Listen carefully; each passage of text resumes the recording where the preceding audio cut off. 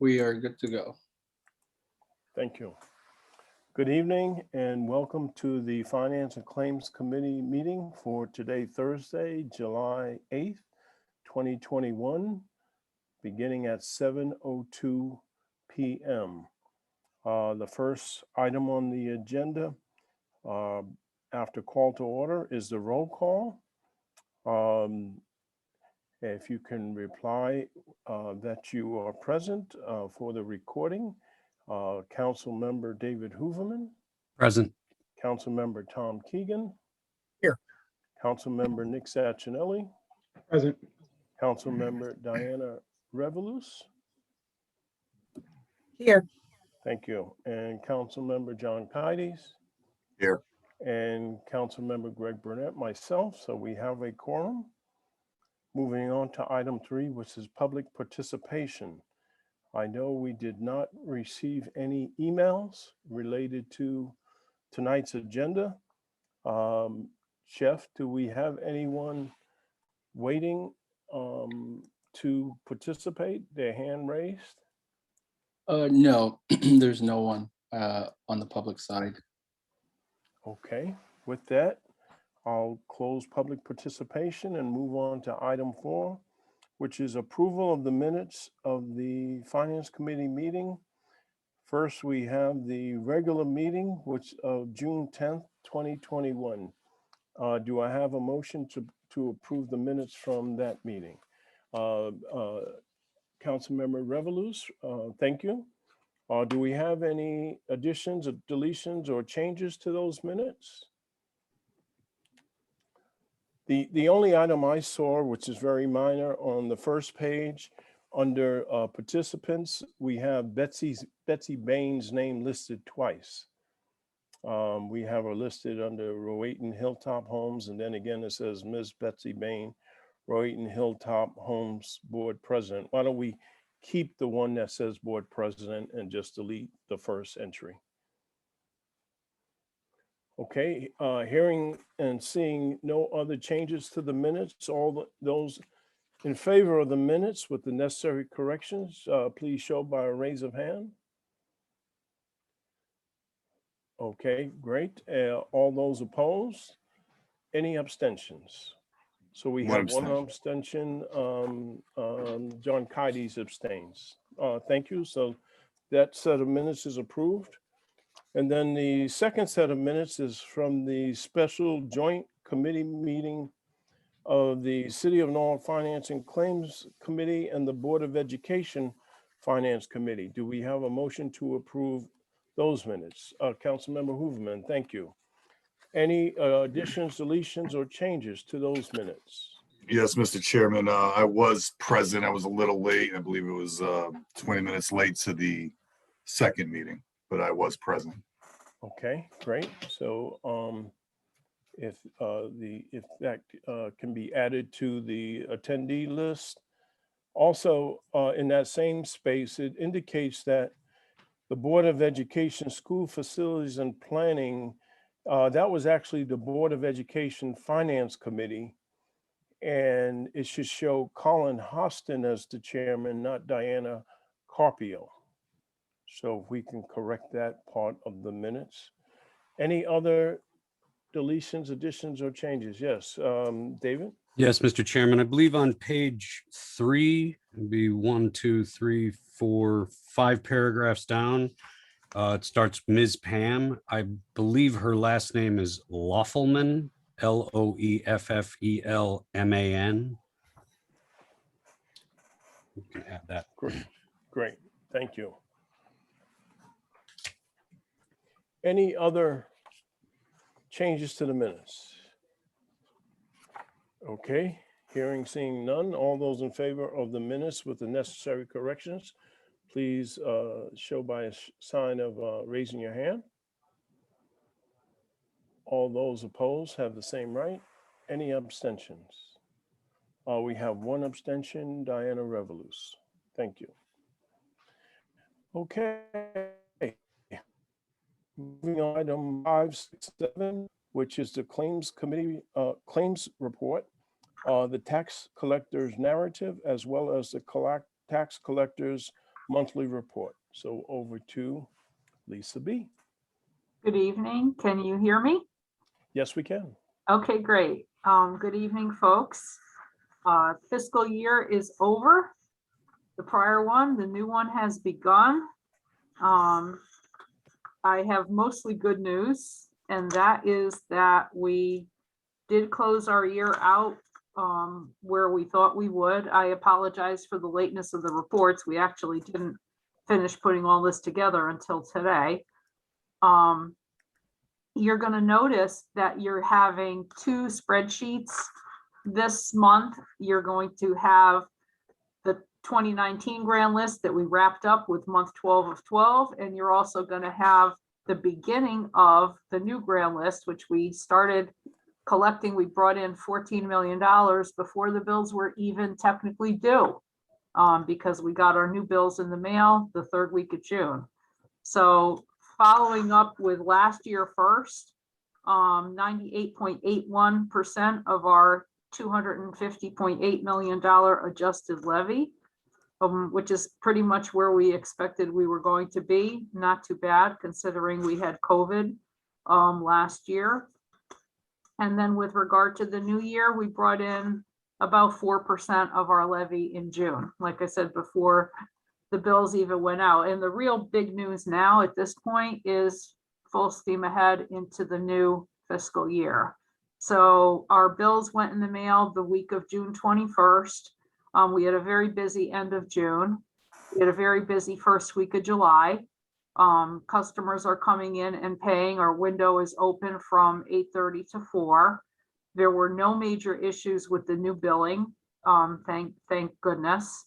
And the last day to pay on these bills is Monday, August 2nd, because August 1st falls on a Sunday. So the bills are due July 1st. There's a 1-month grace period. And the last day to pay without interest is August 2nd. And on August 3rd, interest is charged at the rate of 3% because we're going back to the due date of July 1st. So you're charged for basically 2 months. It's not a day. A portion of a month is considered a month. So we warn people of that. It's on our website, and we'll do a little bit of press, but that's the way property taxes go in Connecticut, in any town, Norwalk or anywhere else for that matter. So we really want to get those payments in by August 2nd so people don't have 3% interest on the 3rd. Everything seems to be going pretty well in terms of the regular billing and also in terms of the tax sale. So I want to draw your attention to the part of the narrative where we talk about that. This is the sale that we started working on in November of 2019, and then we were held up due to COVID. We couldn't actually have the sale in 2020, but we were working on it behind the scenes. And from then to now, we have collected $5.7 million on what would have been tax sale properties. We have not yet filed our notices, and we have had 177 properties are paid in full. The notices will probably be filed the third week in July. It's been very, very hard for me to work on the sale when everything else is going on in the office in the middle of collection. We've been a bit shorthanded, so it's been difficult, but we're getting there.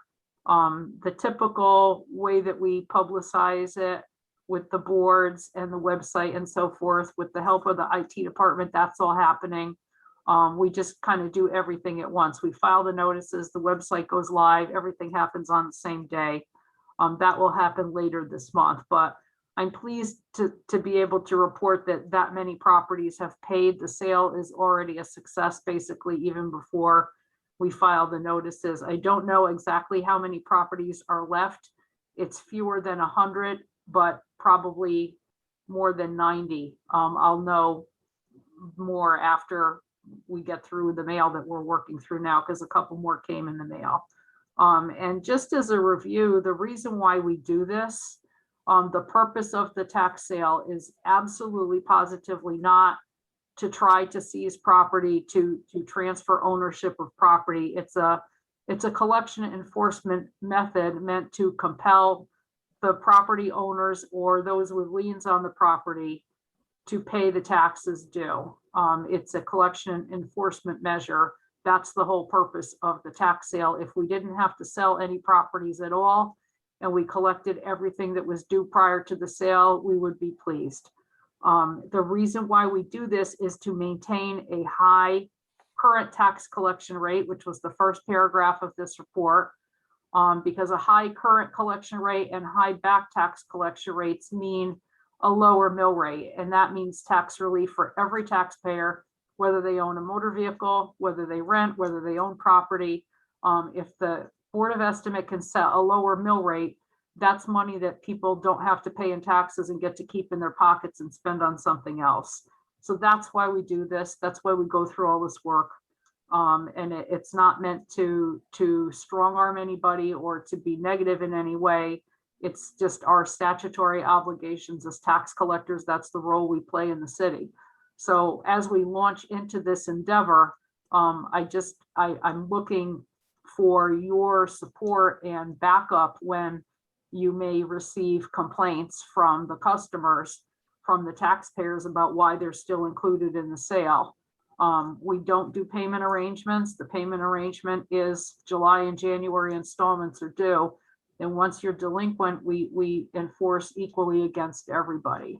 And that's how we are able to have the success that we do. So I'll be looking for your support for me and my staff as we launch into this. I think this is probably our 8th or 9th sale in Norwalk, and we've collected, I think, I'll add it up for you, but I believe it's between $30 and $40 million in tax sales since 2003 when we started doing them. That's basically my report, and I'm glad to answer any questions you may have.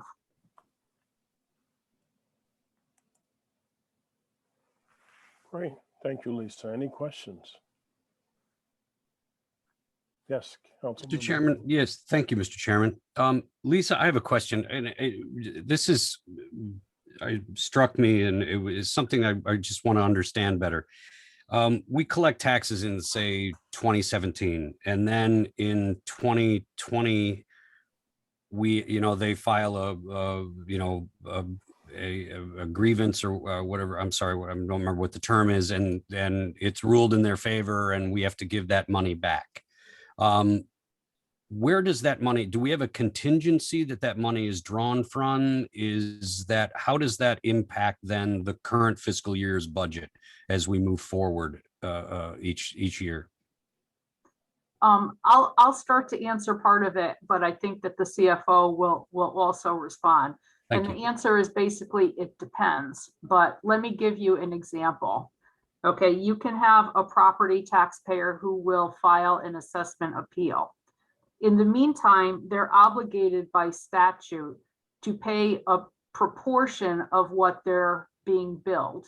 So they can withhold, based on the value of their property, they can withhold either 10% or 25% of what we're billing them.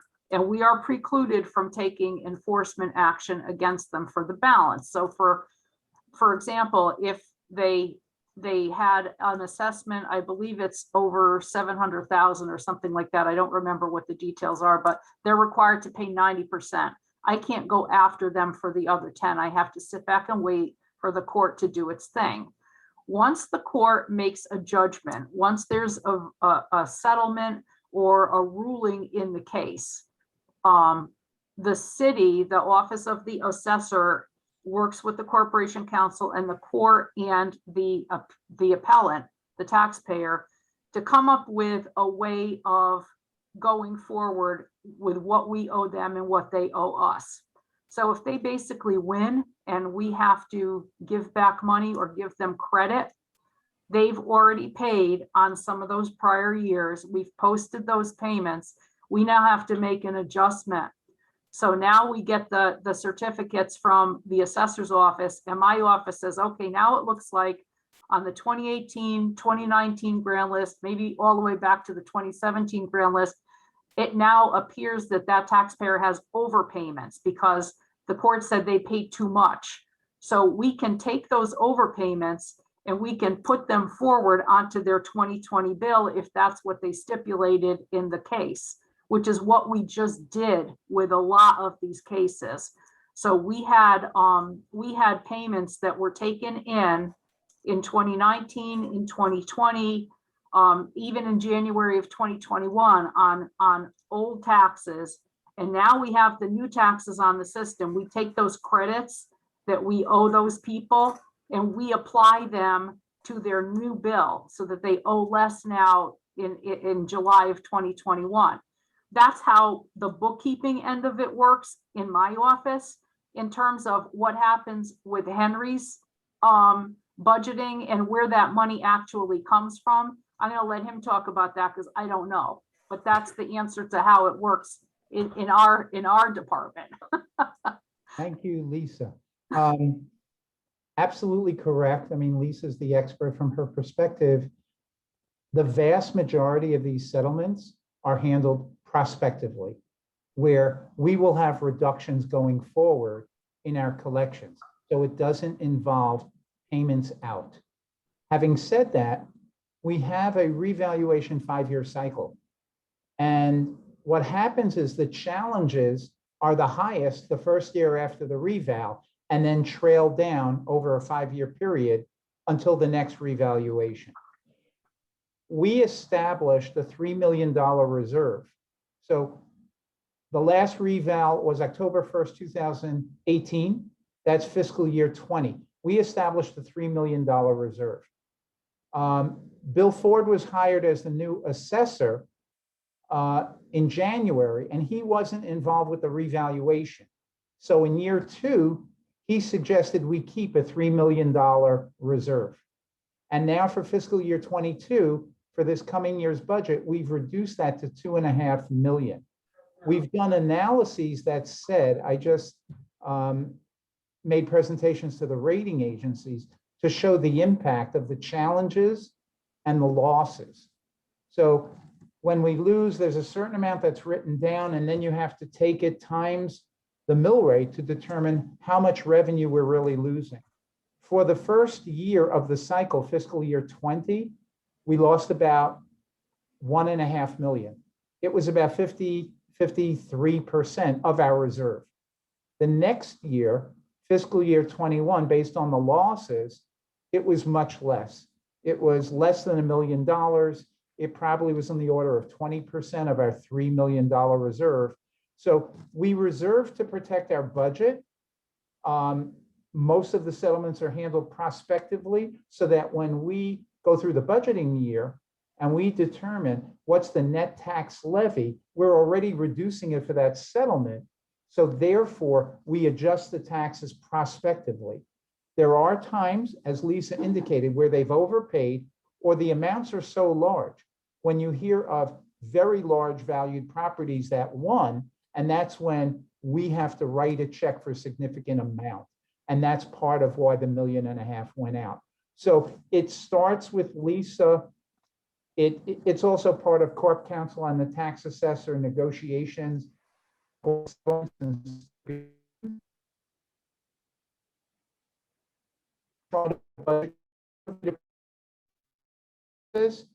from a cash flow point of view, we've been protecting ourselves pretty well.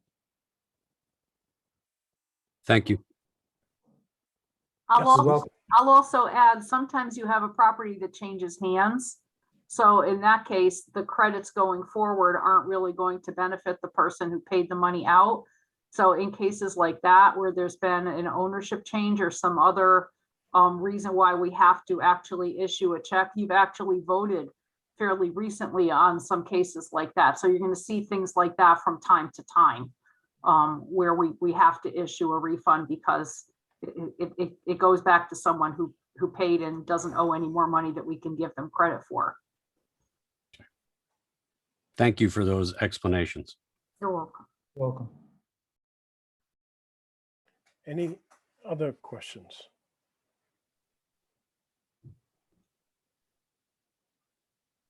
I did have one question, and I'll direct it to Henry's attention. As we come to the close of the fiscal year, and we look at the tax collector's report, we've against a levy of 351 million, we collected 347 million. So that there's a gap of $4 million against the levy. What happens, Henry? Well, there are a couple of different metrics that we use. First, we look at budget versus actual. So the point is, we never collect 100% in the year that we levy taxes. Given the very successful program Lisa has instituted, which goes all the way to tax sale. And remember, I like to compare it to 2008 to 10, when there was a mortgage crisis. And banks had given mortgage loans at 95% of market value. Well, your value of your home only has to go down 5%, and now the bank who lent the money is underwater. Remember that for our taxes, we take 70% of market value and then apply a mill rate in the range of 2.4%, 2.5%. So the market value of a home has to go down and decline by more than 95% for us not to collect. It may take us a while, it may take us a couple of years because of tax sale, but I personally believe we collect almost all the real estate taxes. Business, personal property, and vehicles are a little bit tougher. But having said that, we have an exceptionally high collection rate. So when you look at a small collection that's less than what the tax bills were that were issued, I'm not concerned. What's more important for me is the budget. And historically, we have always collected 98.5% or more. Our budget has traditionally been for years 98.6%. You may recall that last year we did 90% of the budget, then COVID hit March, April. We had some delays, and in May we finished up the budget. With the uncertainties of COVID, Angela Fogel, the budget director, and I decided to drop the expected collection rate to 97.6%. We said, we're just not sure how COVID will impact our taxpayers. Let's be conservative. 97.6, that was equivalent to about $3.5 million in the budget. I'm pleased to say that based on what we've seen so far from Lisa's shop, we're probably at the 98.6% collection level again this year. So we're very satisfied. On a budget versus actual basis, we've exceeded that by $7.5 million. So we're very satisfied with the collection rates. As you know, once COVID hit, Lisa prepared a chart for me every week on what our collections were and compared it to the year prior. We're now up to 70 months. That's almost a year and a half. Weeks, 70 weeks. 70 weeks, okay, sorry. And there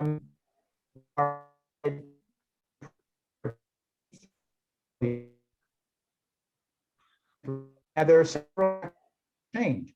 One is that the levy goes up every year, so therefore you expect a natural rise in collection.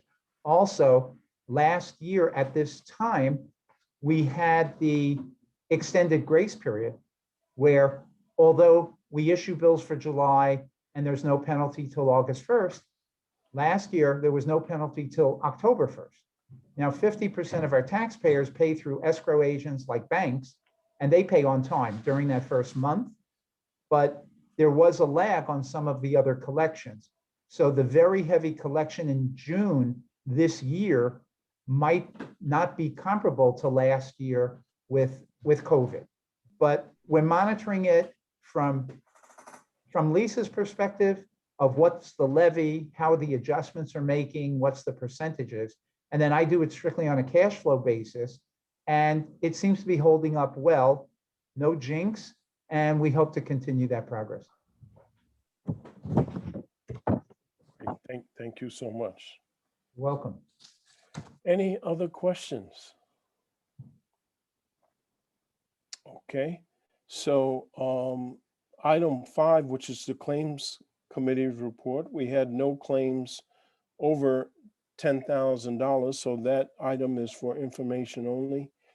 And items 6 and 7, the narrative and monthly report, are also for information purposes only. So that covers all three items. Yes, Great. thank you. Thanks, Joyce. Super duper job. And just keep the cash register open. Thank you. We will try. Thank you. We're trying. Thank you, folks. Great. See you next month. Great job, Lisa. Don't forget to pay. Okay, little commercial there. Okay. All right. Moving on to item 8, which is the receive the Oak Hills Authority monthly financial statement for May 2021. And we have Joe Androsco from Oak Hills on to provide us with that update. Hi, everyone. Thanks for having me back. So May financials were fairly strong, as has been the trend for a bunch of months. It's not really worthwhile to comp them versus May 2020, as the park was, well, I guess the course was closed for the beginning of May. And so you get comps like revenue is up 50% versus May 2020, expenses are up 92% versus May 2020, but these are not viable comps. So I'm happy that we can kind of get an early read into June, where June was open for the entire month in 2020. And it was actually a pretty strong June. We saw very high demand for golf in June 2020, and happy to report that June 21 early returns are that it's up about 4%. So this is a more reasonable comparison, but it also points to the fact that the demand for the product is still high. It remains high. We don't have full reporting on June yet because month end is still ongoing. But I'll also say that the early read on our cash position, which is something that I track very closely, as you know, is high. So we have $475,000 in cash that we're sitting on right now. And that compares to 195 at the end of June last year, which was bolstered by 50,000 in borrowing from our line of credit. So it was really 145, and that puts us plus 330,000 in cash versus last year. Now, last year was a pretty low cash position, but still plus 330 is always good. This is a rather high cash position for us to have at the end of a fiscal year. So these are all very good news stories.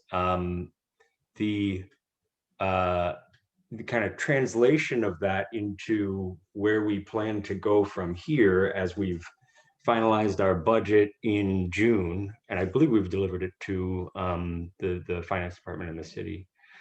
We don't necessarily expect the demand to stay quite as strong throughout the entire fiscal year, which runs July 1st to June 30th next year. So we have about an 11% pullback in the number of rounds, and rounds really drives all of the revenue expectations for the course effectively, because rounds drives naturally the greens fees. It drives how many carts are being used, which is another significant contributor to revenue. It also drives a lot of the expense expectations. So as long as we're putting a fairly reasonable expectation around rounds, coming down from, I believe, the kind of all-time highs that we saw for fiscal year, for the past fiscal year, we think we're doing a fairly reasonable estimate of where FY22 will be. So with that, we have net operating income at 270,000 plus 270,000. Our debt service requirements, both to our commercial debt lenders and to the city, are a outlay of 160,000. And so after cash effects, we expect to be plus 110, and that's with an 11% pullback in rounds. So we're budgeting fairly conservatively, reasonably, but we do want to recognize that we have a fair amount of cash that we're sitting on as well. And we have a backlog of capital projects that we need to address, not just from pulling back on CapEx during FY20 in response to, kind of curtailing spending. But a couple of years, several years of kind of reduced CapEx. And so we want to turn that around. And we have a rather high CapEx number as well of $280,000 outlay. This will cut in to the context of our $475,000 of cash. But it's really projects that, as a board, we looked at what was kind of on the slate. We focused on kind of wish list items, but wish list items that were either kind of really needed or revenue generating. So there's some items in there that will actually augment revenue going forward as a one-time CapEx that will, just bolster our operating income for the future. So that's kind of the really writ large, high level view of our budget. Maybe it can be included in greater detail in the next month's agenda, and I can go over it and answer questions. And then finally, I don't want to neglect the question that's on many people's minds, which is our restaurant. We had expected early July as the opening date for the restaurant. I guess if I'm happy to report things about the revenue, I'm not as happy to report that there's an additional delay in our restaurant opening, which really comes from some additional issues identified in the refrigeration system, which is rather required for the restaurant business. And so that needs to be addressed. That's on top of the ongoing construction delays that we've seen. And the additional maintenance that needs to be done on the refrigeration lines has been very difficult to schedule with the vendor. Mostly because as COVID restrictions end and a lot of restaurants come back online or new restaurant generation occurs, they have been extremely stretched and very difficult to schedule. So we're expecting them in the next week or two, which is putting us more towards an end of July open date. So that is, I think I hit all the points that I wanted to hit, so I'm happy to answer any questions. Great. Henry, a quick question. Do you have or receive that budget that Joe is referring to? I must say I'm not sure. Okay. I apologize. Well, to your point, Joe, if you can either send it to myself or to Chitsame, we can ensure that it's part of the agenda for the August discussion. Sure, happy to. Great. Councilmember Hooverman. Yeah, thank you, Chairman Burnett. Joe, a couple of questions. One is that what is the expenditure and what do you guys spend on the park side, on the nature side of Oak Hills Park? Or is all of the revenue just recycled back into the golf side of the park? No, there is some spending. It's difficult to parse out specifically because it's just kind of covered under a maintenance budget, and it's that is viewed as one maintenance team that takes care of all the park grounds. So it's difficult to parse out, but there is resources devoted to those areas of the park as well. And are there, in the budget that we're going to look at, are there lines within that budget that, address trails, trees, those types of things? Again, not specifically. No, it's Not all part of it's really, think of it as a personnel expense. There's not a lot of, tools or mechanical things that need to be devoted to that sort of stuff. It's really people getting in there and clearing stuff out. So it's all there under the normal hours that people would work. Okay, thank you. Okay. Any other questions for Oak Hills?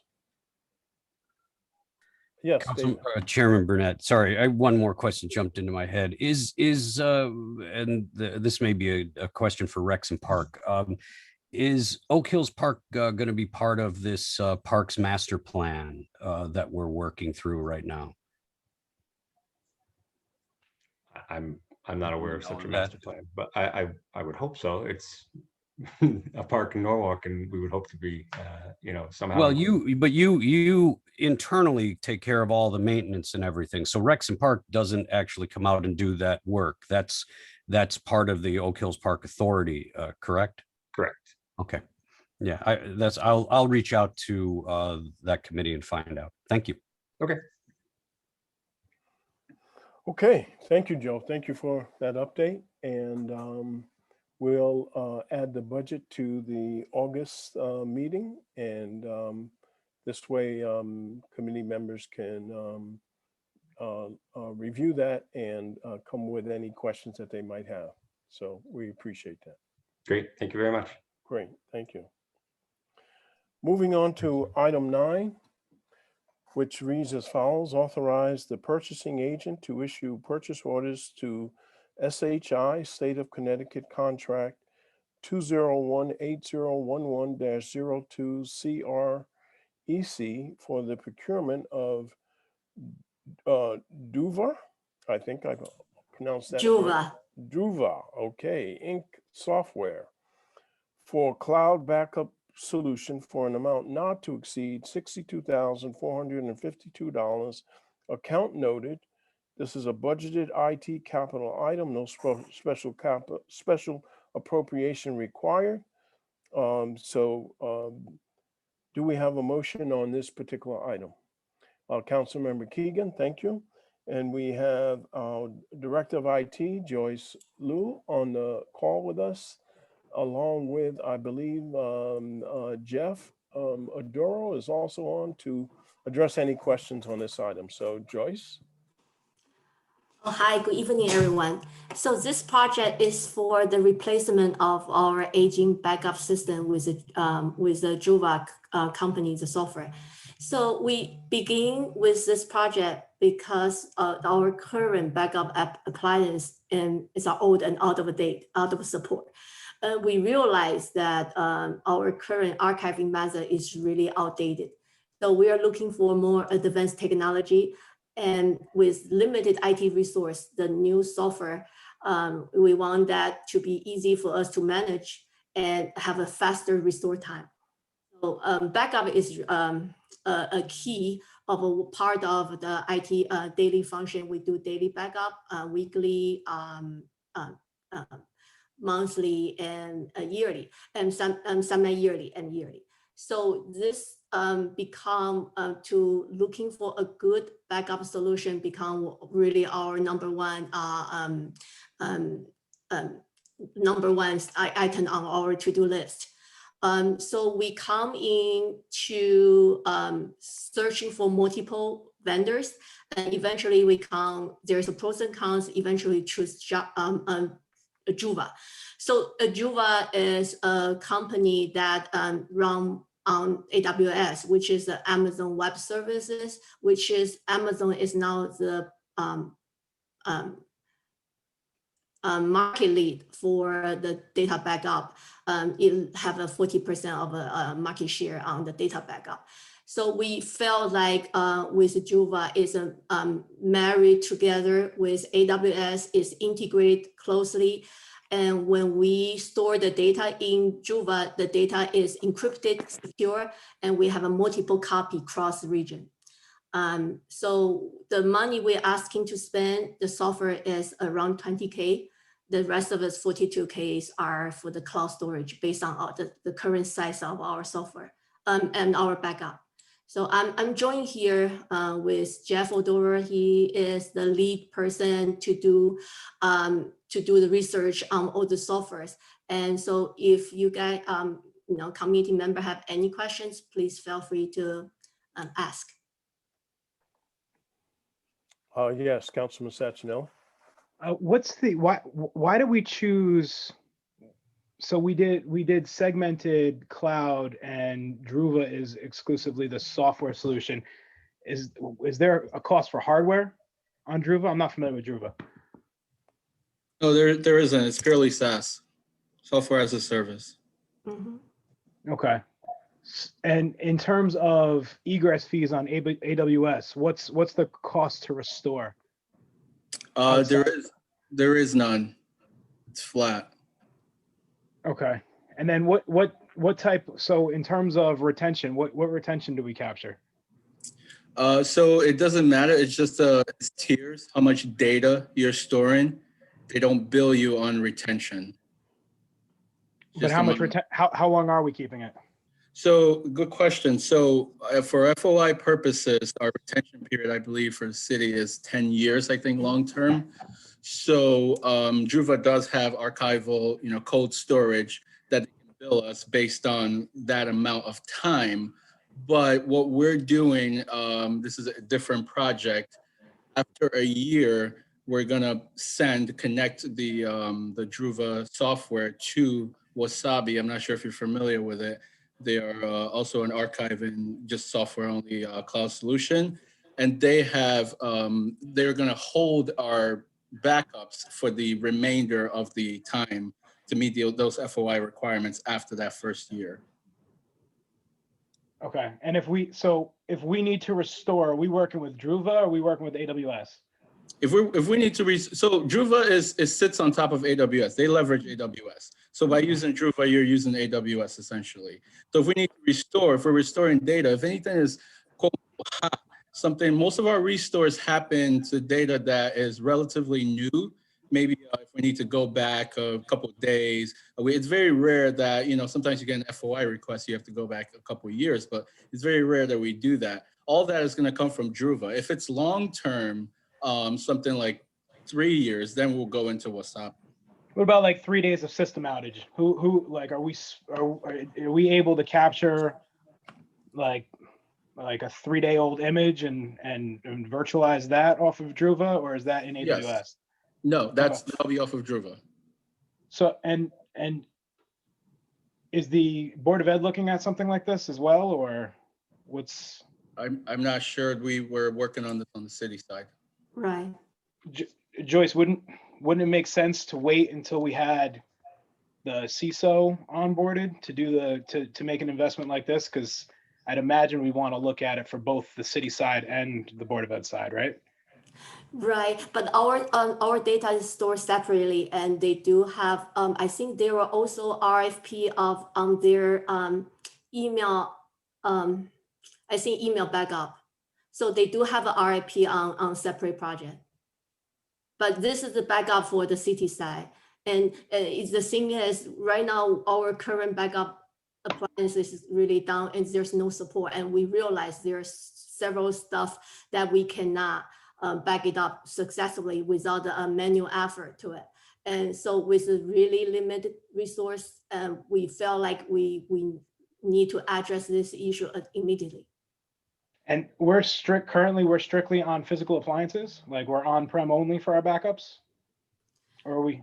Yeah, so currently, yeah. So we have 2 appliances, one at the police data center and one at the our main data center at the fire department. They're both physical appliances. And you're saying just right now, it's not that there's any type of end of life with the appliances. The appliances are functioning. They're just not working with certain systems. They're end of life as well. They're end of life. Mm-hmm. They are no longer supported as far as the the manufacturer goes. Okay, and how long's the contract with AWS and Druva? It's not. We're not in a contract. Right now we're doing yearly. It's a Subscription based. Mm-hmm. So it's an annual contract, or is it like month to month we're paying them? No, 1 year. 1 year. Okay. It's a yearly So- subscription base with Druva. And in terms of migrating from Druva and AWS to, let's say we hire the CISO and the CISO wants to go with Veeam, right? What's that? What is the migration fairly seamless? I'm not familiar with the Druva software. Yeah, that's exactly. That's a question that we asked them in case, worst case, we're not satisfied, we need to move. What are the fees? What format is the data stored in? Is it movable? That's all set. We can grab our data at any point and it's transferable. If we need to go to Veeam or some other solution, that's fine. What is it?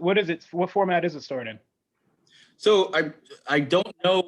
I don't know what format exactly it's stored in. I can get that data for you, but they assured us that it's not a proprietary format that will cause us any issues as far as migrating from one platform to another. Okay, my pushback is just coming from the fact that I'd imagine the CISO would want to put some emphasis on the backup, right? That's going to be a major part of whatever the recovery plan that they're going to put in place is going to be. And with that being so, I'd imagine something that we're still trying to drive for in the very near future, having a 1-year contract for this, have the putting forward the manual labor of transitioning from our on-prem, backing up to Druva, and then potentially transitioning back to some other solution if the CISO recommends that. I just don't know that I'm on board with the investment at this time. I would just add, if I could, we spent over a year searching for a CISO. The first go round, we had a candidate who looked excellent, but then at the last moment said they couldn't relocate. And this was during COVID. Then while we were recruiting and screening candidates to replace Karen as IT director, we came across an individual who was not successful in being named the IT director, but had excellent CISO credentials.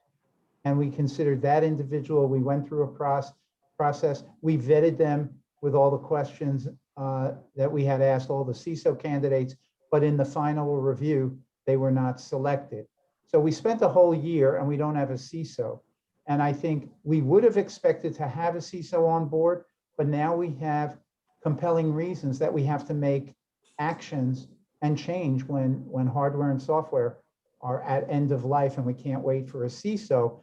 But we did make sure that the convertibility to a different decision down the road is easy and can be made without too much problem. What's our data footprint? You said we're paying for capacity? Yes, so it's about 50 terabytes.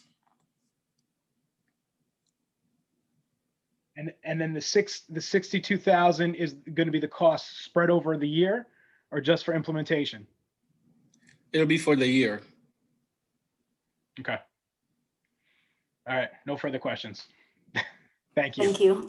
So assuming we stay with this software solution, we will see this expense again next year. Yes, Correct. correct. And Based on our data size, we might see the cloud storage the price will be a little bit higher. okay. It's a reasonable price for 50 terabytes of data.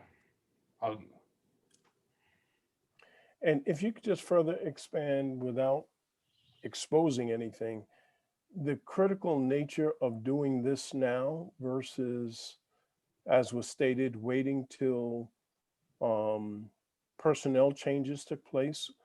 I know you mentioned the hardware is currently not supported. So what level of exposure do we have at this point?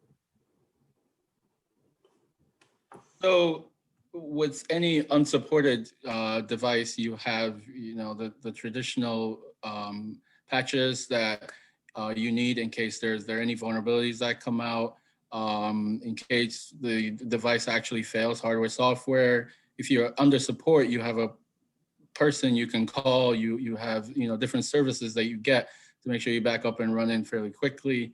You don't have that if you're out of support. So, we do what we can, but with parts and things that you need in case you have to go to the manufacturer, you don't have that support if you're not within that support period. Yeah, it really put us in a very great risk not having a support. And in terms of this being in AWS, is there any benefit? Can we virtualize off of these products? Is it just a hosting platform for our backups? Yeah, it's strictly hosting for our backups. We're virtualized on-prem with VMware, so we're sending all those backups to there as well. But it's strictly a backup platform using Okay, AWS. So if we ever hit with ransomware, we would have to pull down the image from prior to an attack and actually just do a full restore through our VM platform. That is correct. That is correct. All right. So did we look at any platforms that host and virtualize? We did. Druva actually does have some DR capabilities. I can get you that information. But we did look at a few other manufacturers as well. Our current appliance is Unitrends. We looked at them. We looked at Veeam. But it does have a few DR capabilities that I can get you those details too, if you need. Yeah, that'd be interesting. And just my last question: are we managing this software? Or is this going to be? Are we partnering with an MSP? We're managing it. Okay. All right. All right, Thank you. Yep. thank you. Great. Any other questions or comments? I think it goes without saying that in this current climate of ransomware attacks, making sure that we're fully protected to the best that we can be is a high priority. So if this 62,000 will get us to that level of comfort, it's money well spent to protect our data. Okay, hearing and seeing no other questions. Covered everything. Tom, did you have a comment? I'm sorry. Oh, okay. So I'll call for the vote. All those in favor show by a sign of raising your hand. All those opposed have the same right. Any abstentions? The motion passed unanimously. And this item, let's see, Chisme, I'll ask the question. Will we be able to get this on the agenda for next Tuesday? Yes. Okay, great. So this will appear on the Common Council agenda for next Tuesday for full council approval. Thank you, everyone. Great. Thank you, Thank Joyce. you. And thank you, Jeff. Thank you. The next item on the agenda is item 10, which is authorize the mayor, Harry W. Rilling, to execute a joint city and NPS agreement with Evergreen Solutions LLC for Project 4040 City and BOE Operations Review Efficiency Study for a total not to exceed $275,500 account noted business expense. And along with that is authorize the chief financial officer to issue change orders on the contract for a total not to exceed $15,750. Do I have a motion on this item? Council Member Keegan, thank you. Henry, our chief financial officer, over to you for this long-awaited efficiency study, which was actually announced on June 16th, at least publicly. And now we're finalizing the contract with Evergreen. So, Henry? Let me thank you, Chairman Burnett, who was part of the selection committee. It was a long, exhaustive process, taking almost 12 months. Oh, my time. 12 weeks, I wish. Weeks, months. I'm doing too many things. Sharon Connors gets a great deal of credit. She shepherded this RFP through the process. We had originally 12 firms that proposed. We had 4 finalists that had interviews. And we finally selected a firm that both the Board of Ed and the city members of the selection committee agreed can do an excellent job. Evergreen Solutions, their current president and their president emeritus, who will be the project leader, are both former deputy superintendents of schools. Getting consultants who had expertise on school operations was critically important in the selection process. They've been doing this for decades. They have done projects, I believe it's 48 states, and they have a database from all their clients as well as other sources. So they have benchmarks that they can use to help evaluate. So they're experienced. They will be working on both the school side and the city side, looking at practically all the departments. I believe that the human resource department in the schools and the IT department in the city have been recently evaluated by outside consultants. So they will not duplicate the wheel. They will get copies of the report and use that in coming through with their decision-making. So we're trying to be efficient in conducting this study as well. We are excited to work with Evergreen, and we look forward to getting this approved by the council. And since it's already been approved by the public schools and the Board of Ed, we can then go to a contract and then move forward. Yes, Councilmember Kides. Thank you. Henry, you mentioned buy-in from the Board of Ed, and you also mentioned that this was also approved by the Board of Education. Did they have a formal vote in regards to bringing on board this specific company for this efficiency study? As with every RFP, when we start the RFP, we select and identify a selection committee at the beginning of the process. There were 6 members on the selection committee. They were the ones, when the RFP was issued, they were the ones who evaluated the written responses. They were the ones who selected the firms to be finalists, to be interviewed in depth. And they were the ones who ultimately made the decision. So when we do an RFP, those members on the selection committee are the only ones that make that decision. Afterwards, this is now being ratified by both the Board of Education and by the Common Council to agree to enter into these agreements. And the agreements are initiated by Dr. Estrella and Mayor Rilling. We will have those contracts.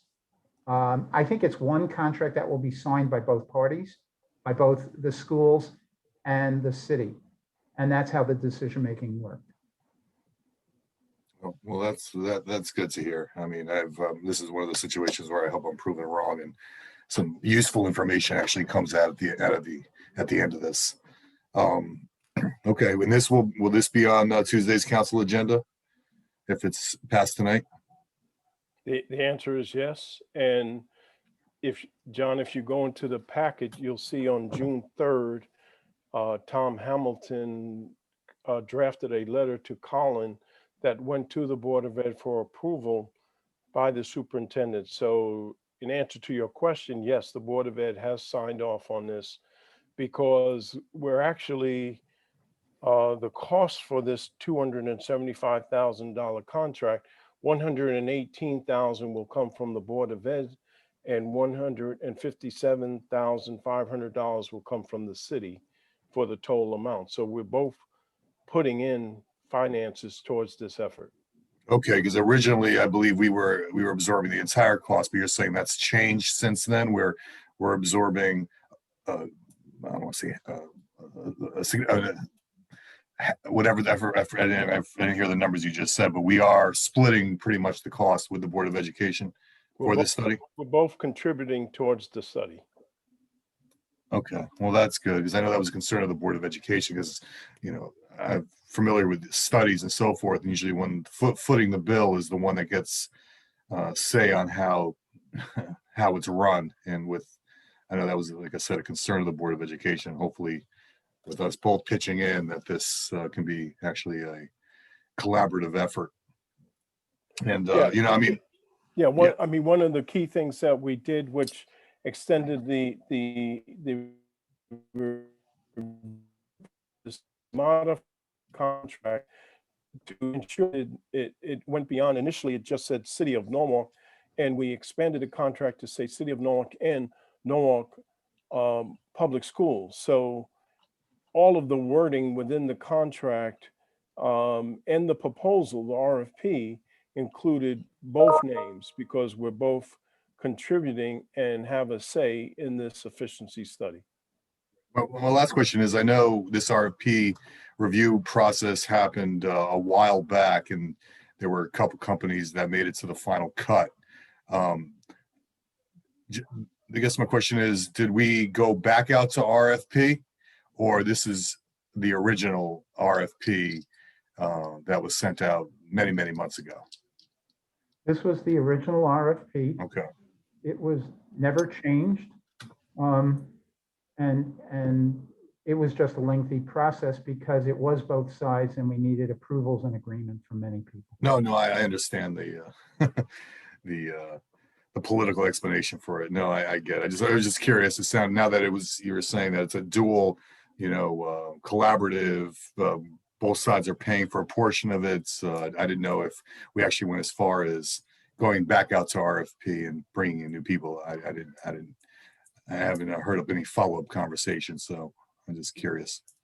Okay, yeah, I mean, this is great. I mean, like I said, I mean, I've always been criticized for even speaking about the Board of Ed and their budget, but as someone that's been in it and seen the mismanagement of funds on both ends, I think, having a bird's eye view of what's going on both the city and the Board of Ed side, it'll be very useful. So thank you. Thank you, Henry. Thank you, Greg. One thing, Henry, before Councilman Hoopman, one thing, Henry, now that we're in the position of going to contract, maybe sharing the time frame when the work will actually start and when we could expect maybe a first pass review of the findings. I believe the consultants all said it would take 4 to 6 months. The problem is, when does that process start? It can't start until after the council makes the approval and then we negotiate a contract. Hopefully, we can negotiate a contract promptly, given the lengthy discussions of what's involved. But let the clock start after the contracts are signed.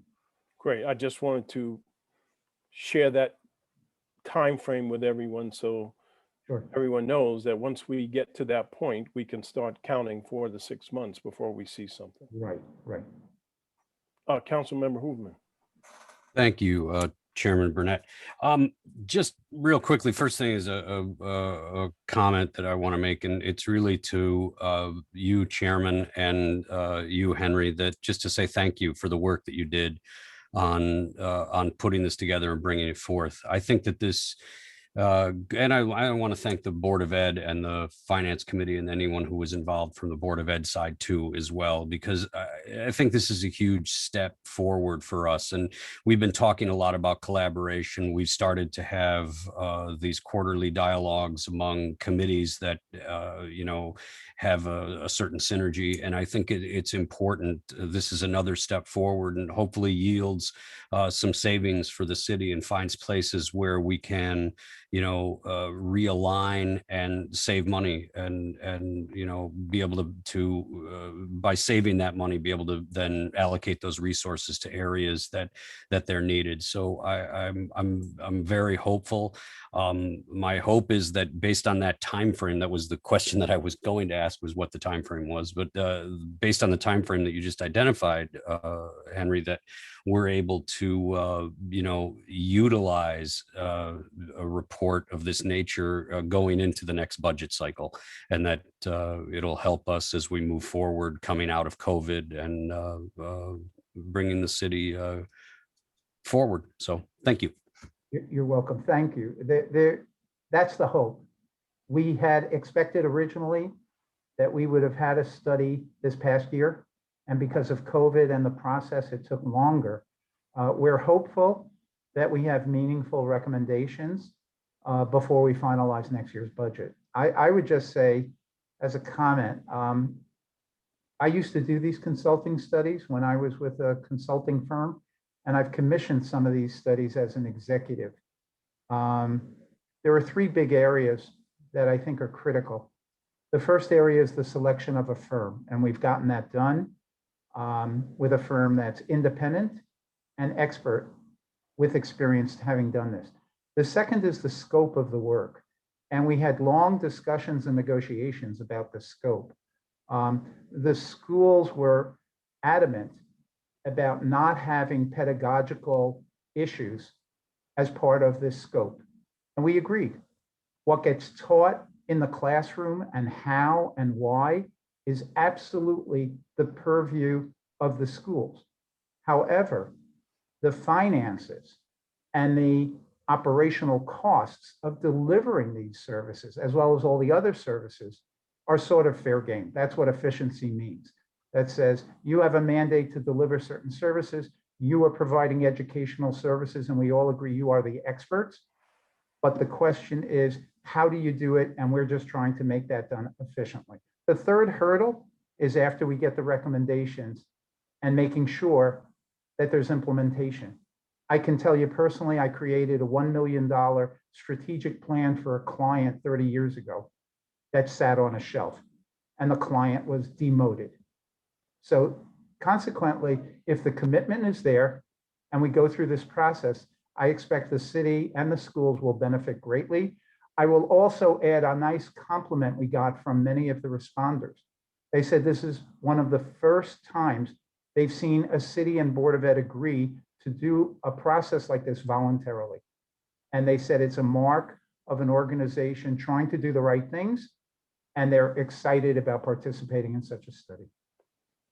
Well, I'm personally excited to see the fruits of this study. So thank you for the work that you guys have put into this.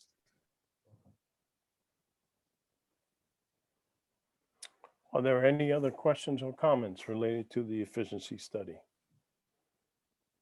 Yes. If you don't mind. Counselor. Yeah, I got one quick one. I don't want to keep anyone. Henry, who's going to be leading the charge on this on the city side? I mean, as far as making all this information available to this company. I Will it be think, yourself, your office? I'm not sure it's defined. There are several of us. It may be me. That's just the quarterback coordinating. So they come to me, they need certain things. I point them to the right chiefs or department heads to get the right information. Like the Obviously, controller and so on- forth. I mean, Right, you know, do you, you want labor relations? We can talk to Ray Burney as head of personnel. So I know the players and I know where the data generally is. And we want to just guide them to the right places to get their work done.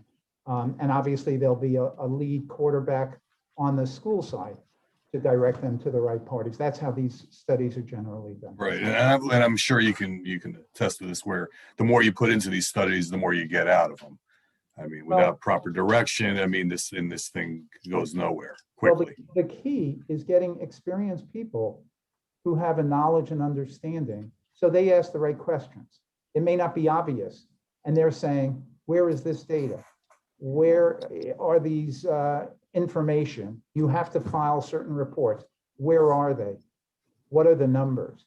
And sometimes people who don't have experience, I've worked where each industry might have certain nuances. And if you haven't worked in that industry, you don't know about that. So I'm very pleased that they have expertise, having done this for many municipalities and local governments. They know the questions, they know the type of data they want and they need, and they'll ask it, they'll interview people, and then they'll pull it all together. Because I don't know how the chairman feels about this, but I'd like to get, actually speak to this company or their representatives at some point during the process, and kind of ask them, do they feel like they're getting what they need, the information they need, and the help and the support they need, just to personally make me feel better about, what the end result is. And then we in the Board of Ed did everything they could to provide this company with the information to make the best educated decision or recommendations. So I don't know how you, Mr. Chairman, you feel about that will be bringing- part of the process that they shared with us, that they will be initially interviewing all key stakeholders, which includes the Common Council members as well as the Board of Education members, to understand each and every one of